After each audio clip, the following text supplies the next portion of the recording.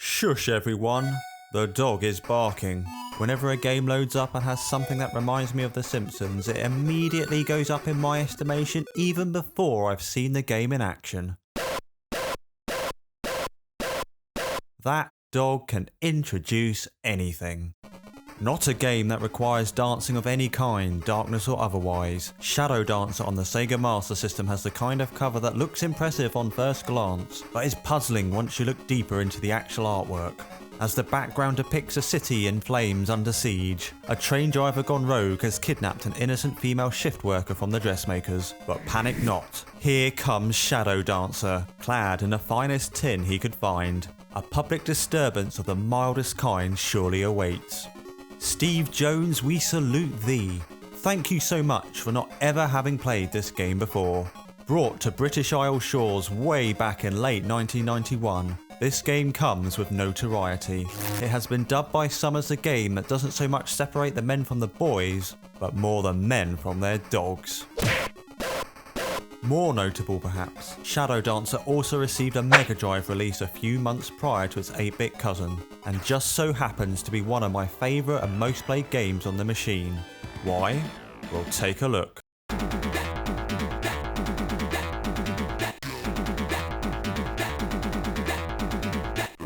Arcade-style visuals, well-drawn animation, fast-paced gameplay, coupled with a slightly offbeat and of-the-time soundtrack. This is the game of the Mega Drive Shinobi trilogy that I consistently revisit when I want my share of shuriken spills and thrills. What is important to stress is that the Mega Drive and Master System versions are entirely different games. The Mega Drive version follows on more from the Shinobi lineage and timeline of events, whereas the Master System is based on and is a port of the Shadow Dancer arcade game. But hands up, who cares about lineage and storyline? Let's fire up that Master System, stick that cartridge firmly into where shadows can only dare to dance, and get ready to jump into some awesome ninja goodness. I can feel it.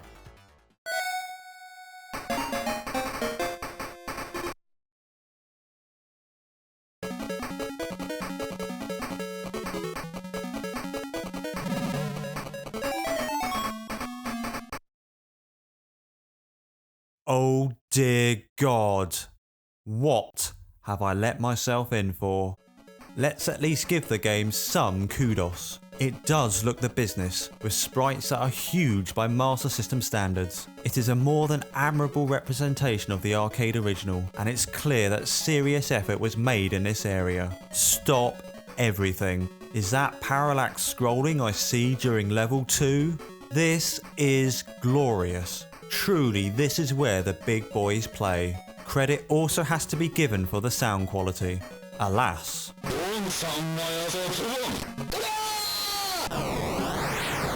The sound of the land of milk and honey in a tiny 8-bit cartridge. Yet all is not well. Not even close. The game is plagued by flicker, making some stage sections and end-level bosses near unplayable. The increase in sprites also leads to a game where the action is far too compact, meaning you barely have any time to react to oncoming enemies and projectiles. And continuing with the spirit of unfairness, you also cannot backtrack at any point.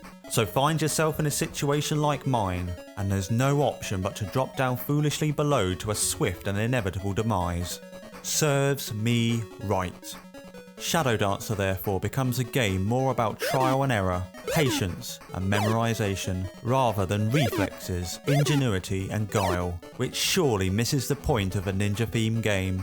Throw in the lack of time to react, the one-hit kills, the no continues, and lack of opportunities to easily gain extra lives, and you get the game's biggest problem. To say the game is difficult is not just an understatement, it's an outright lie.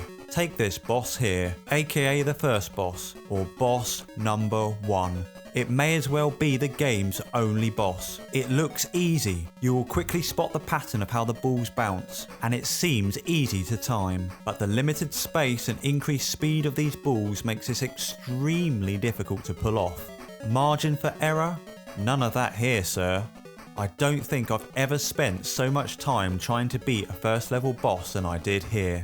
And when I finally beat it, only one thought crossed my mind. Balls.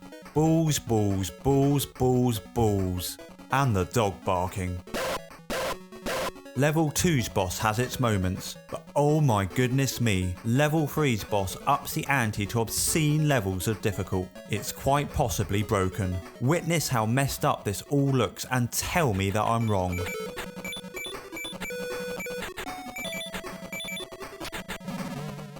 What an absolute shitstorm. And the final boss of the game? That's if you even get there. At the time of recording the voiceover, I had only just recovered. A lot more could be said about this one, and in some respects that is my job.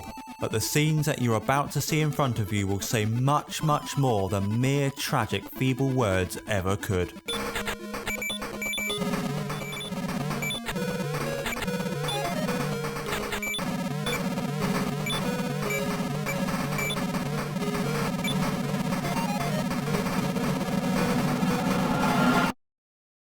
And because it's these N-level obstacles that you'll be spending the majority of your time overcoming, it neatly disguises that the game only has 4 levels, which strip back heavily from the arcade game, and are themselves fairly commotion and frustration free. There are so few enemies on the screen at one time, that it makes the inclusion of using your dog and your magic pretty much superfluous. Sad to say, but only in your perseverance to keep playing does the real magic exist. And so what a disappointment it is that you're left with, which is a shame because there are the makings of a really decent game here.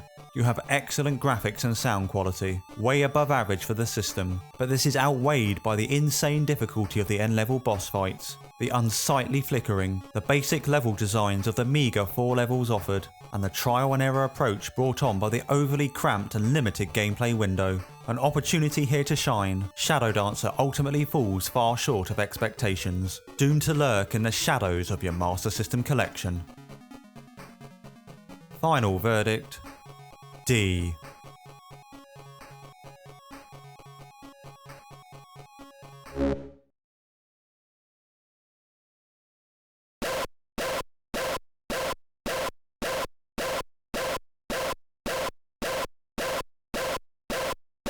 Why do people put up with this boring, repetitive nonsense, eh? Brought to you by...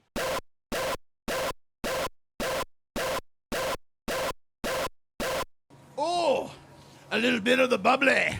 Oh, a little bit of the bubbly. Oh, a little bit of the bubbly. Ah, now this is much more to my liking. Oh, a little bit of the bubbly. Oh, a little bit of the bubbly. Oh, a little bit of the bubbly. Oh, a little bit of the bubbly.